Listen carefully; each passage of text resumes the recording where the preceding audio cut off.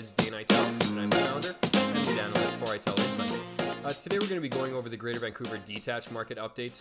Now, apologies for not being able to get this out earlier in the month. We have been almost overwhelmed with the response here in the initial portion of 2021 for folks looking to work with us both on the analytical side, but then of course also on your personal or investment real estate transactions. So again, apologies for that, but hopefully today's podcast will offer some excellent content and you can walk away with some actionable intelligence. That being said, there's a lot to unpack in this current detached market environment. So we are going to go through a few additional analytical charts today to help glean some information as to where this market could be going. And we're also going to include a few specific areas where sellers are really king of the court and they can definitely take advantage of the current lack of inventory. We know right across the market it is down, but we're going to show a few specific areas where it's severely lacking. And again, sellers can definitely be taking advantage of that. That being said, we are, of course, looking to grow our subscription base. We're this close to surpassing that 800 total. So if you don't mind, please feel free to share this content with your friends, your family, or anybody that you think would get some extra value out of today's podcast. And as always, we're looking for thumbs up. Give us that one click. It's one click from you, but it does go a long way with us. That being said, we're going to start getting into the charts right away today. Like I said, we're going to go through a few of them. So we're just going to share the detached chart on your screen and then give you some of the key data points that have occurred and then some likely scenarios that could be upcoming. So the average sale price to begin out 2021 actually came in within 1% of our all-time high. So the January average sale price was $1,814,167. Again, just 1% below our all-time high. The all-time high was in May of 2017 with an average sale price of $1,829,000, call it $1,830,000. What's interesting on this chart here that you'll notice, I want to draw your attention to the orange line, the downtrend. Now that instigated back in 2017 at the initial market peak, the actual market zenith. The initial market peak was in 2016, that little cluster previous. But again, back in 2017, the market top had occurred at 1,830,000. Subsequent data or the subsequent highs were lower than that market high, which of course ultimately creates a market peak. So in November of 2017, the average sale price was $1,803,000. In June of 2018, $1,758,000. So you can see that's where we started creating that longer term downtrend. Very important, and it's something that we did explain throughout the year. Basically, since November, we have escaped out of that downtrend, and we've re-entered into this upper echelon of the current market cycle, right between, call it 1 million and 700,000 and 1,830,000. So we are very much in that bracket right now at $1,815,000. So market highs have returned, and of course that's born out of the lack of inventory. What's interesting, this year has grown 14%. So from January's average sale price to today's, it's a 14% increase. Interestingly enough, you'll again notice on the chart here, which we just moved over to the side, that market really escaped from August. So in August, the average sale price was $1,638,000. And you'll notice there's a plethora of clusters right before that, right at that $1,630,000, $625,000 mark. So the market has really escalated here since August. So over the last 6 months, there's been a $185,000 increase to the average sale price. It is seemingly creating a bubble-licious scenario. However, with this lack of inventory, if it does persist, it can escalate prices further. Something that we pointed out in our most recent article that was heavily featured in a lot of variety of outlets. We were again on the Simi Sara Mornings with Simi radio show the other day, and then in the Business in Vancouver and Western Investor featured a snippet of our article. So basically at these average sale prices, it is the highest discrepancy between the detached market and the condo market. Right now, you can sell your house on average for $1,814,000, and you can pick up the condo at $690,000. That discrepancy is over 2.5 times larger than the condo. So these prices are actually at their greatest discrepancy since 2016, something that's, again, sellers can absolutely be taking advantage of. For this market to go forward, something again we mentioned in the article, everything really has to remain almost in a perfect harmony for this rapid uptrend to continue and have prices escalate beyond this current market cycle where it has remained since 2016. So we are in this for a prolonged period of time already. The average market cycle usually lasts 3.5 years. We're in this one for 5 years so far. So now we're going to see if we can actually escape it, or if this is going to be the artificial ceiling that the market hits its head on once again, and prices do subsequently retract lower in their market cycle. So the factors that do have to remain perfect is inventory has to remain low, sales have to remain tepid or strong, depending on your purview of how the numbers are actually coming in, and the interest rates do have to remain low. Now that's something that we're going to touch on today. It's the 10-year Treasury yield. It has been ripping higher here. It's almost tripled since over the last 7 months. So we're going to get to that chart here after we go through all of our Greater Vancouver Detached market update.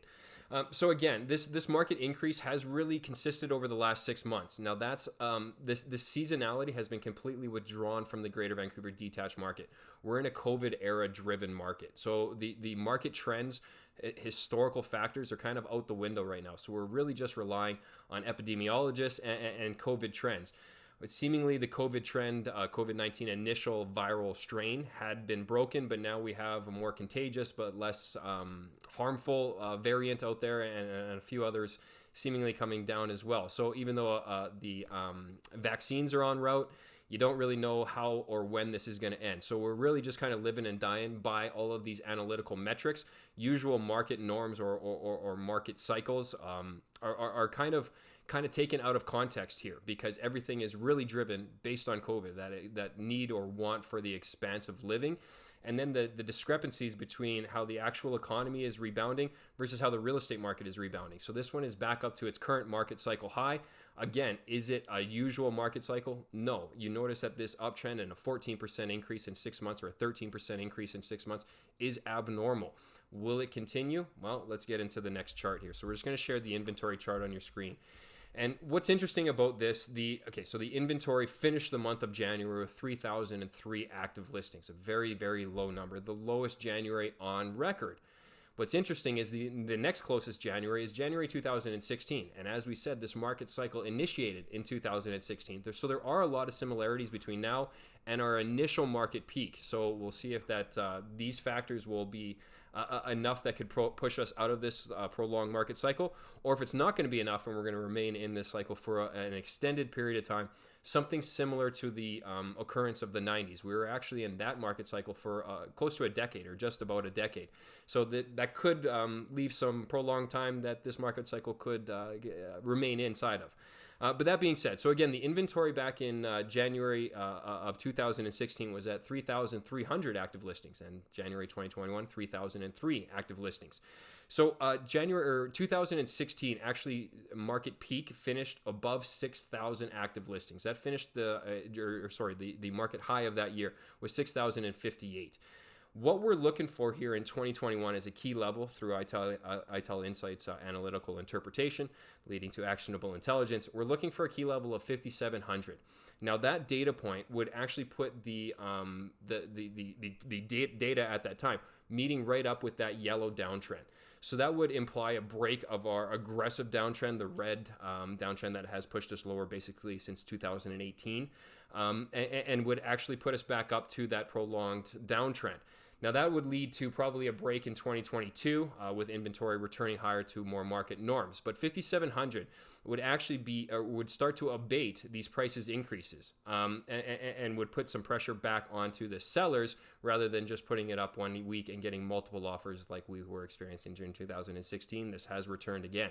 So with the increase of inventory coming to the market, you will see that natural competition factors relinquish off of the buyers and be put back more towards on the sellers. Something that is very interesting here, and we're going to get to our supply-demand chart coming up in the next few slides, is this market is actually a lot closer than one might be led to believe, because we're led to believe the sales are so prominent and the inventory is so lacking that there really is no quick fix that could be resolved. But we're going to get to that and show you how it possibly could, especially if inventory reaches 5,700 active listings. So up next, we're just going to share the sales chart on your screen, and then we're going to get into it. So as you can see here on the sales Greater Vancouver Detached chart, the actual sales totals for January 2021 came in at 751 sales. So that brought the data back within this sales channel range that had held prevalent since 2017, except for the 6 months during 2020 when, of course, COVID was kind of introduced to the market, and there was that natural reaction to have the desirability for the larger square footage. And we did see, I still do believe that pulled forward demand because of the low interest rate and the novelness or the complete unexpectedness that COVID did result in. So with the working from home environment, with the schooling from home at the initial portion of it, there was really that significant increase coupled with the lower interest rates. Why not take advantage of it? We don't believe that will continue throughout 2021. As we said, prices are at their higher. That's a great instigation for sellers, maybe not so much for the buyers. If prices have increased $100,000 or $200,000 over the preceding few months, that's not our case to buy. As we've explained multiple times, we like buying on lows and selling during market highs. That's the investment mentality that can really translate to a lot of wins throughout the course of a real estate investment career. But buying on the highs and then hoping that markets will continue to increase isn't really necessarily a recipe for success. Then you really do have to time your exit at the proper time, because you're just adding extenuating months or years to your return on your investment. If you buy at the lows, you do see that return come much faster. So in the sales chart, if we do see the sales continue what their trends were for the preceding few years and not the 2020, again, with this possible relaxation or again, accepting of the new normal and still getting on with your life, we could see that return of inventory up to the 5,700 level. If we see the sales remain below 1,000 or around 1,000 even throughout the summer months, that will actually flip the supply-demand metrics. And we're going to get to that in this upcoming chart here. So as you can see here, now we're just going to put it on your screen. This is the Real Estate Board of Greater Vancouver Detached Supply-Demand Metrics. This challenges the supply or the inventory against itself from historical precedents, and similarly does the same with the sales. So again, with the inventory down 36% on average compared to preceding 16 years of January's inventory, that's a significant decrease, and that's really what's pushing this market or the discrepancy between the supply and the demand metrics. The current discrepancy between the blue line, which is the inventory, and the orange line, which is the demand or the sales, sits at 1.3. That is the differential. I just want to draw your eye back towards the middle of the chart where the 2016 initial market peak had occurred. The discrepancy during that period of time, that January of 2016, was 1.827. The zenith or the maximum discrepancy just occurred a couple of months later in March of 2016. As we know, that was the initial peak of this current market cycle. That discrepancy was closer to 4. It was at 3.965. That's nowhere near our current market's environment. So as we say, we don't expect the sales to escalate back up to the 2016 level where there was 2,150 sales in March of 2016. And you can go back and check out the sales chart. It was an anomalistic data point. We're not expecting that to transpire here in 2021. And with higher sale prices, you could see the sellers that put the notion of putting their property on the market, put it on the back burner in 2020 because there was other concerns. Now that sale prices are higher, that property didn't get any smaller or more manageable. So we could see some properties come back to the market, which could increase the inventory up to the level of 5,700. And with changes possibly upcoming with the interest rate market, and just not to mention the fact that the prices are increased. So now you're kind of seemingly at another bubble. So that's what we're going to expect for 2021 is that higher inventory and normalized sales. That would actually invert this supply-demand chart. If we can see 5,700 sales during August or May, June, July, August, September, somewhere in there, and see our market peak for 2021, that and sales remain around 1,000, that would actually put these two metrics neck and neck. And you'll notice that once they flip, that you'll see a significant reaction in the price action.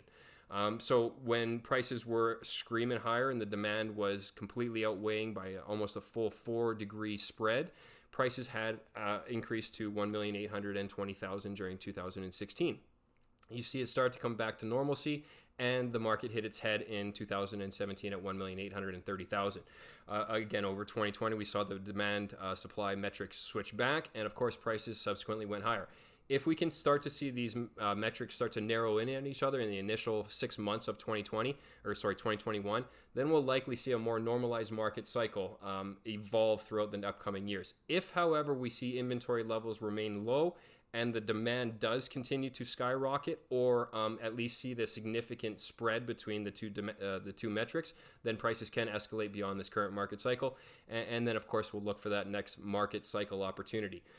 Purchasing in this current environment it's a hot topic. It's akin to a GameStop in a sense. Okay, so I don't want to get a lot of hate mail, but I'm just going to play with this analogy a little bit. GameStop was shorted at $20 by the hedge fund community because they didn't believe that underlying asset was worth that price.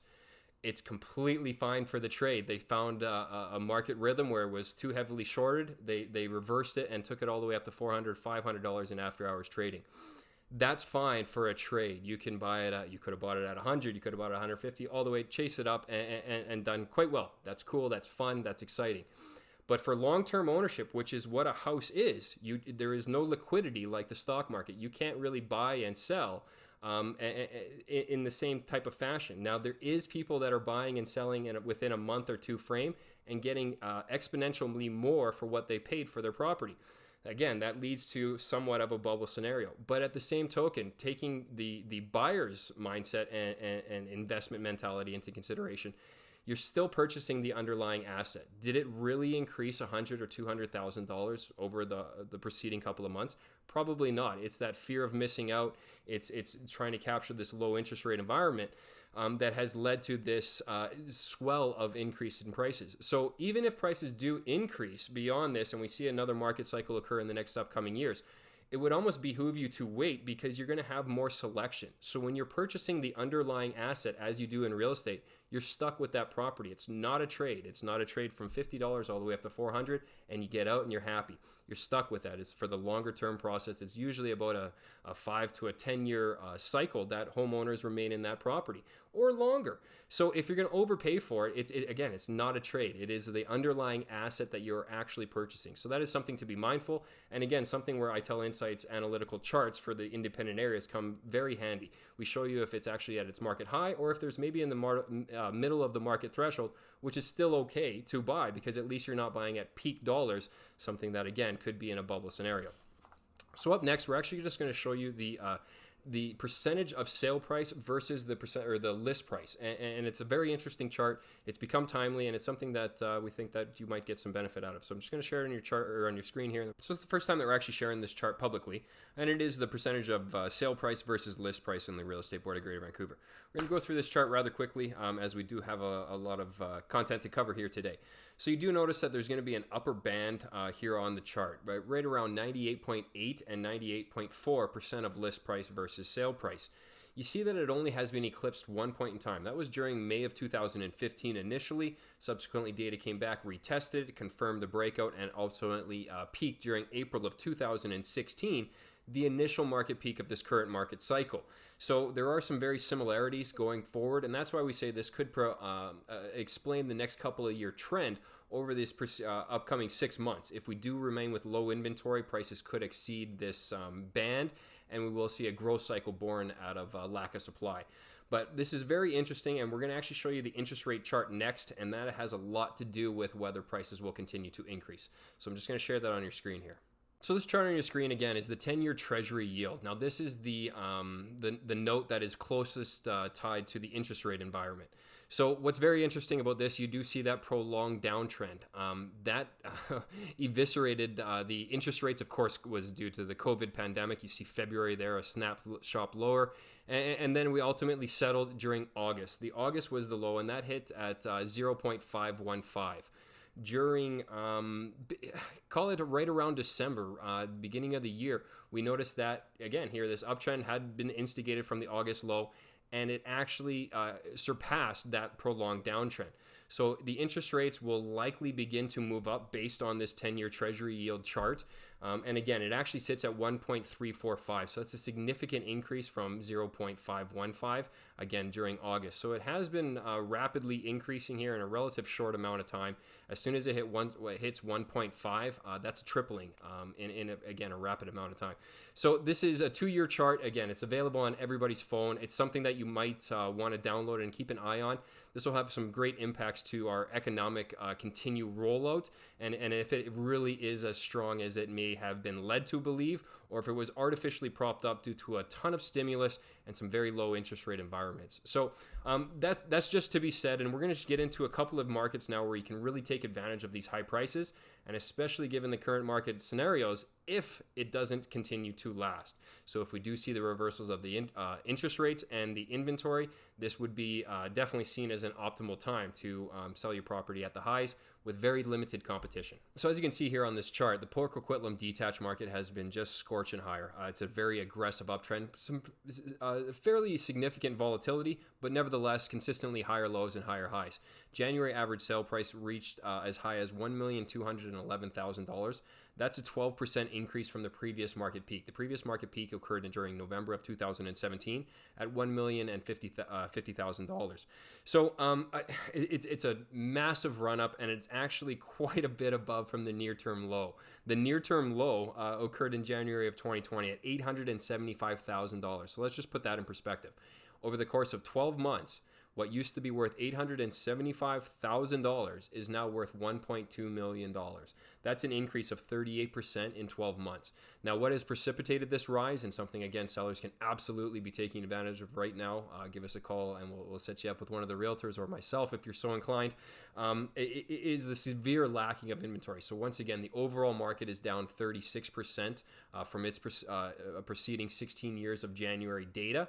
Just to be fair, we didn't want to use the overall monthly average. We're using January's compared to January's, and it is down 36%.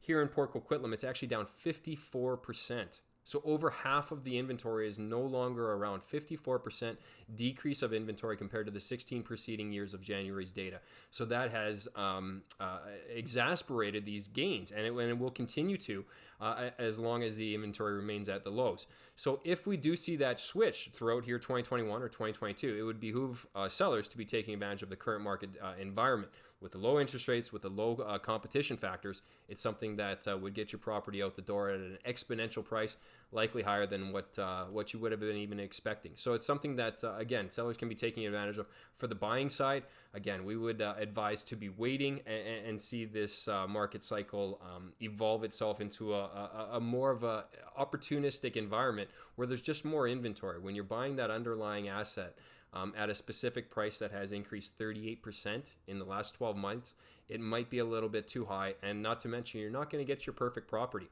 And when that's something that we're noticing here is a lot of people just settling. Like, they don't like the kitchen, they don't like the bedrooms, but they say, you know what, we'll make it work. It's going to be your property, right? So you don't want to be frenzied or rushed into this, like some realtors really are explaining right now, that if you miss this, you're never going to be able to buy. Well, that's just simply not true. Even if you do miss this explosion, there will be another market cycle, and your condo value will go up over the longer term, and you can do a trade at another point in time when the discrepancy between the condos and the detached aren't over 2.5 times greater.